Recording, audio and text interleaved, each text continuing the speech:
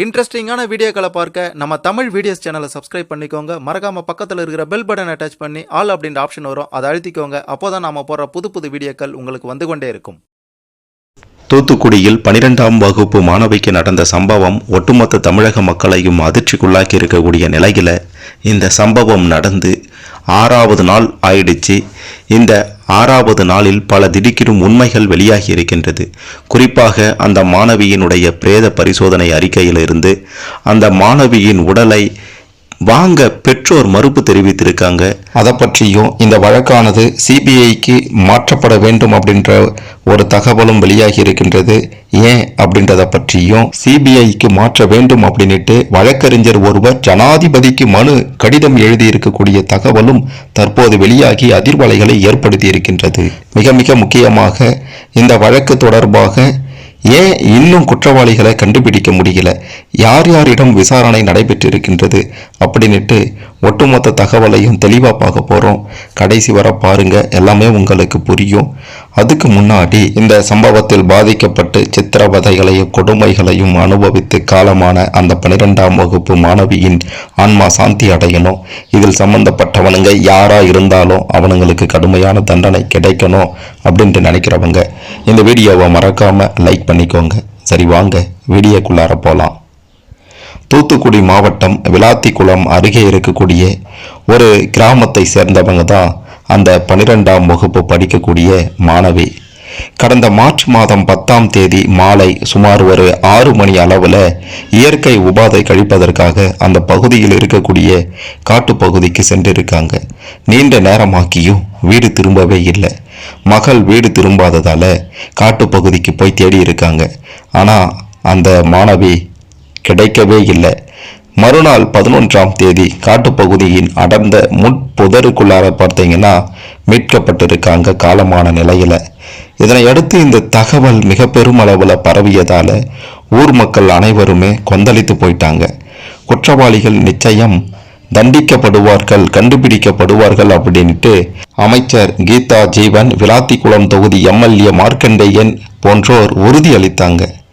அந்த கிராமத்திற்குள்ளார மாணவியின் பெற்றோர்கள், உறவினர்கள் அப்படின்ட்டு பலருமே இன்னைய வரைக்குமே போராட்டத்தில் தான் ஈடுபட்டு இருக்காங்க. குறிப்பாக இந்த சம்பவம் நடந்து 6 நாள் ஆகுது. 6வது நாளிலும் போராட்டத்தில் தான் ஈடுபட்டு கொண்டிருக்காங்க. தூத்துக்குடி மக்களவை தொகுதி உறுப்பினர் கனிமொழி அவர்களும் அந்த மாணவியின் வீட்டிற்கே சென்று ஆறுதல் சொல்லியிருந்தாங்க. அப்போது கனிமொழியை முற்றுகையிட்ட மக்கள் நேற்று வரைக்கும் ஏன் வரல, 2 நாள் கழித்துட்டு வரீங்களே அப்படின்ற மாதிரி ரொம்ப ஆவேசமாக பேசியிருந்தாங்க. அதன் பிறகு ஊர் தலைவர்கள் கனிமொழியை பாதுகாப்பாக அழைத்து சென்று குடும்பத்தினரை சந்திக்க வைத்திருக்காங்க. இப்படி பல சம்பவங்கள் இந்த விவகாரத்தில் அடுத்தடுத்து நடந்து வருகின்றது. மிக முக்கியமாக பார்த்தீங்கன்னா காலமான அந்த மாணவியின் சகோதரி கல்லூரியில் படித்து கொண்டிருக்காங்க. அவங்களுடைய படிப்பினை நிறைவு செய்த பிறகு அவங்களுக்கு வேலை வழங்க நடவடிக்கை எடுக்கப்படும், இழப்பீடு வழங்கவும் அரசுக்கு பரிந்துரைக்கப்படும் அப்படின்ற மாதிரியும் கனிமொழி சொல்லியிருந்தாங்க. அந்த மாணவியின் உடலானது தூத்துக்குடி அரசு மருத்துவமனைக்கு கொண்டு சென்று பிரேத பரிசோதனையையும் முடித்தாங்க. பிரேத பரிசோதனையில் பல திடுக்கிடும் தகவல்கள் வெளியானது. அதாவது மாணவியின் கழுத்து எலும்பு உடைந்திருப்பது முதற்கட்ட விசாரணையில் தெரிய வந்தது.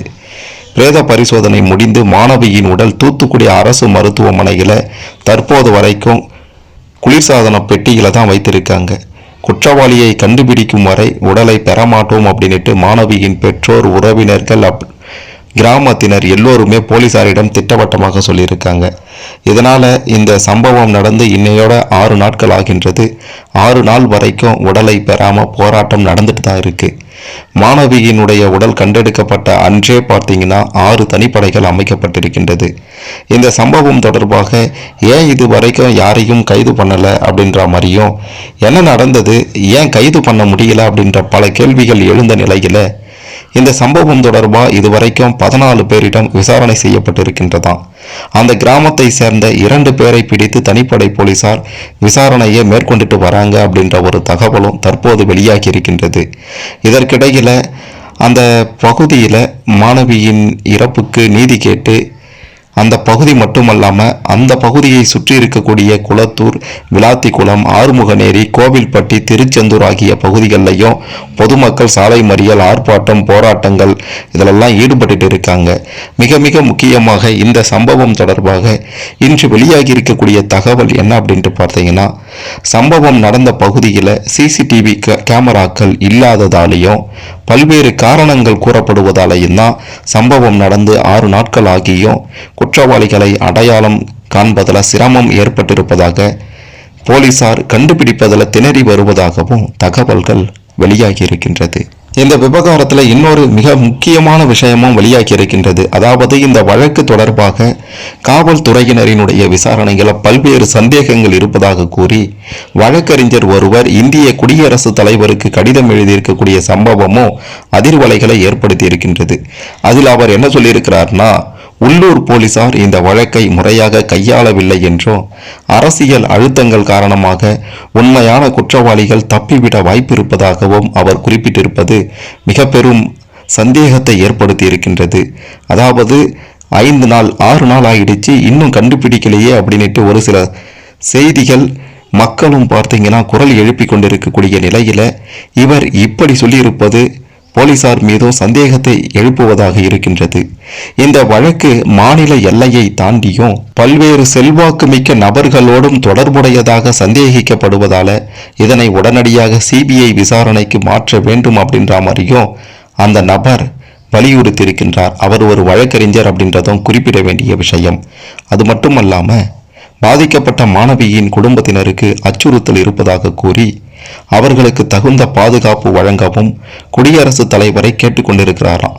இந்த கொடூரமான செயலில் ஈடுபட்டவங்களுக்கு மரண தண்டனை வேண்டும் என கோரி அந்த பகுதி, அது மட்டும் இல்லாமல் அதை சுற்றி இருக்கக்கூடிய பகுதிகளில் நிச்சயம் மிக பெரும் போராட்டம் தற்போது நடைபெற்றிருக்கின்றது. தூத்துக்குடி மாவட்ட எஸ்பி தலைமையிலான தனிப்படையினர் சில பேரை கைது செய்துள்ள போதிலும் இந்த வழக்கில் பின்னணியில் இருப்பவர்கள் யார் என்பதை வெளிப்படையாக அறிவிக்க வேண்டும் அப்படின்றது தான் தற்போதைய தமிழக மக்களின் கோரிக்கையாகவும் இருக்கின்றது. இப்படி தூத்துக்குடி 12ஆம் வகுப்பு மாணவி விவகாரம் தொடர்பாக பல அடுத்தடுத்த அதிர வைக்கும் தகவல்கள் பார்த்தீங்கன்னா 6வது நாளில் வெளியாகி இருக்கின்றது. குறிப்பாக அந்த பகுதியில் சிசிடிவி கேமராக்கள் இல்லை அப்படின்ற மாதிரியும், இன்னும் சில காரணங்களால் குற்றவாளிகளை கண்டுபிடிக்க தாமதமாகுது அப்படின்ற மாதிரியும், அதே மாதிரி இந்த விவகாரத்தில் போலீசாரினுடைய நடவடிக்கை சரியில்லை அப்படின்ட்டு ஜனாதிபதிக்கு வழக்கறிஞர் ஒருவரே கடிதம் எழுதியிருப்பதும் அதிர்வலைகளை ஏற்படுத்தி இருக்கின்றது. இன்னொரு முக்கியமான விஷயம், இந்த விவகாரம் தொடர்பாக இன்னும் போராட்டம் நடைபெற்று கொண்டிருக்கின்றது.